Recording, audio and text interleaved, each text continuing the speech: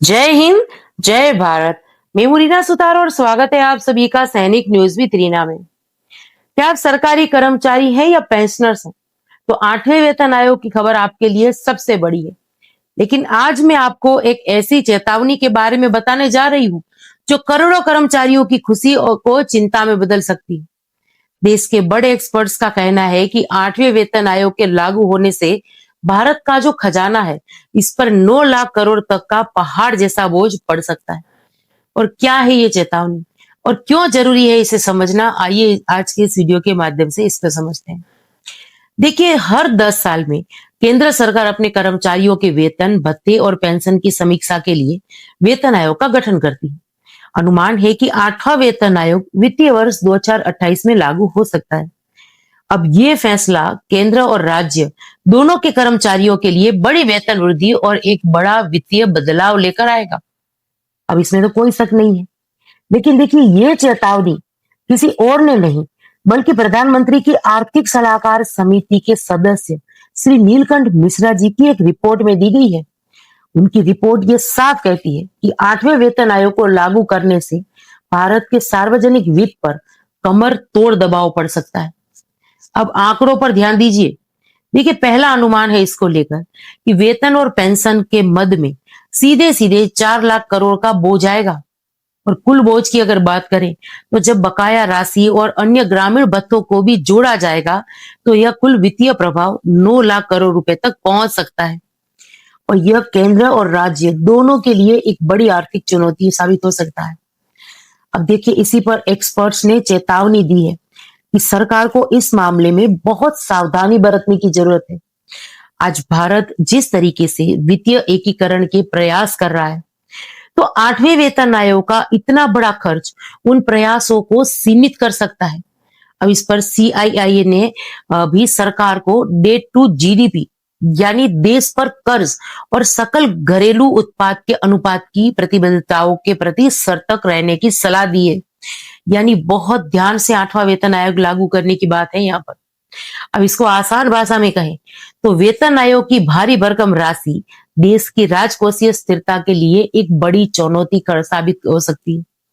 अब इसी बीच वित्त मंत्रालय ने 8वें वेतन आयोग के संदर्भ की शर्तों को लेकर भी यूनियनों की जो चिंता थी, इसको दूर करने का काम किया है। तो चलिए इसके बारे में भी बात करते चले। अब मंत्रालय ने यह स्पष्ट किया है कि वेतन और पेंशन दोनों में सुधार किए जाएंगे।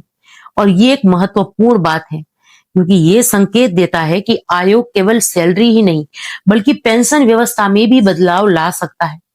लेकिन इन सुधारों के लिए भी एक बहुत बड़ा बजट चाहिए होगा। तो देखिए, ये स्पष्ट है कि 8वें वेतन आयोग का लागू होना करोड़ों कर्मचारियों के लिए आर्थिक राहत लाएगा, लेकिन देश के खजाने के लिए ये एक कड़ा इम्तिहान साबित हो सकता है। क्या सरकार इस 9 लाख करोड़ रुपए के बोझ को संभाल पाएगी या उसे आर्थिक संतुलन साधना मुश्किल हो जाएगा? ये एक बहुत बड़ा सवाल है और मुझे कमेंट्स के माध्यम से इस पर आपके विचार जरूर से शेयर करिएगा। तो चलिए, ये जानकारी थी 8वें वेतन आयोग पर एक रिपोर्ट जो आई है एक्सपर्ट्स की, उसकी कि कैसे 8वां वेतन आयोग लागू तो हो जाएगा, पर सरकार को इस पर कितना दबाव आएगा, इसके बारे में हमने बात। अब वीडियो में आगे बढ़ते हुए कुछ कमेंट्स देख लेते हैं। देखिए, सबसे पहला जो ये कमेंट है, वहां हमारे भारतीय नौसेना से रिटायर एक पेंशनर्स लिख रहे हैं कि मेरी पत्नी का देहांत पिछले साल हो गया है, इसलिए मुझे क्या करना पड़ेगा बताने की कृपा करिए। देखिए, इसके लिए आप चाहे तो स्पर्श के थ्रू भी कार्रवाई कर सकते हैं, या सबसे बेहतर रहेगा आपके लिए कि आप आपके नजदीकी जिला सैनिक बोर्ड का संपर्क करिए। वो आपको क्या कार्रवाई करनी है इसके बारे में डिटेल से जानकारी दे देंगे और वहीं से ये कार्रवाई जो है वो हो जाएगी। चलिए अगला कमेंट देख लेते हैं।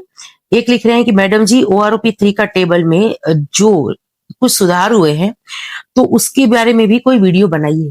देखिए, यही वजह है कि मैं बार बार कहती हूँ कि आप लोग नोटिफिकेशन ऑन रखिए। माननीय रक्षा मंत्रालय की तरफ से जो OROP 3 की कुछ टेबलों में सुधार आया, उसको लेकर जो आदेश आया, वो मैं बहुत पहले ही, बल्कि सबसे पहले इस चैनल के माध्यम से वो सारी जानकारी मैं शेयर कर चुकी हूँ, लेकिन शायद आपने वो वीडियो नहीं देखा होगा। और यही रीजन है कि मैं बार बार रिक्वेस्ट करती हूँ कि आपको नोटिफिकेशन ऑन रखना है, ताकि हर एक वीडियो की जानकारी आप लोगों तक पहुंच सके। तो इनको भी मैं यही जवाब दूंगी कि आप चैनल पर जाइए, वो वीडियो आपको मिल जाएगा। डिटेल में उस वीडियो में मैंने सारे उस आदेश के बारे में बात कर दी। चलिए अगला कमेंट है, एक लिख रहे हैं कि मैडम पीएमआर वेटरन्स का केस सरकार द्वारा जो जिसमें अपील की गई है, तो ये माननीय सुप्रीम कोर्ट में इसमें दिया है और आप इसका लास्ट डेट दिसंबर 7 बताए थे, तो इसके लिए कहा था। अब इसमें क्या हुआ है, पीएमआर वेटरन्स जो है वो राह देख रहे हैं। देखिए आपने अगर डिटेल में वीडियो देखी होगी, ध्यान से वीडियो देखी होगी, तो आपको पता होगा कि माननीय सुप्रीम कोर्ट में नहीं है ये केस, ये दिल्ली एएफटी में है, जो हमारी प्रिंसिपल बेंच है, वहां पर ये रिव्यू पिटीशन दायर किया गया है। तो अभी इसमें और वक्त लग सकता है। अभी जो डेट थी उसमें कुछ सुनवाई वगैरह नहीं हुई, लेकिन नेक्स्ट डेट पड़ी है जनवरी की। तो जो भी अपडेट होगी इस वीडियो के माध्यम से मैं जरूर से शेयर कर दूंगी। और वीडियो के आखिर में हमारे एक पेंशनर्स का ये मैसेज देख लेते हैं। ये लिख रहे हैं कि धन्यवाद मैडम जी, आपने मेरा प्रश्न आपके वीडियो में शामिल किया और मेरी समझ में आ गया है कि सर्कुलर 61 का और 568 का जो सर्कुलर का पैसा है वो मुझे लागू ही नहीं है। धन्यवाद। तो देखिए मैं इस पर तो मैं यही कह सकूंगी कि ये कोशिश रहती है मेरी कि इस चैनल के माध्यम से, इस वीडियो के माध्यम से ज्यादा से ज्यादा जो हमारे पेंशनर या हमारी फैमिली पेंशनर्स हैं या उनके डिपेंडेंट हैं जो है, उनके सवालों का जवाब दूं, ताकि उनको अपने सवालों के जवाब के लिए कहीं पर यहाँ वहां भटकना ना पड़े, परेशानी ना हो। अगर उनको एमएससीबी को लेकर कार्रवाई करनी है, ओआरओपी के एरियर को लेकर कार्रवाई करनी है या किसी पुराने सर्क्यूलर को लेकर जानकारी चाहिए, तो इस एक वीडियो के माध्यम से जो है उनको ये सारी जानकारियां मिलती रहे। अब इस प्रयास में मैं कितना सफल हुई हूँ ये तो आप सब लोग ही कमेंट्स के माध्यम से शेयर करेंगे, पर आज तक के लिए यही जानकारी थी जिसको लेकर आई थी। अब इसी के साथ आज की इस वीडियो से विदा लेती हूँ। जय हिंद।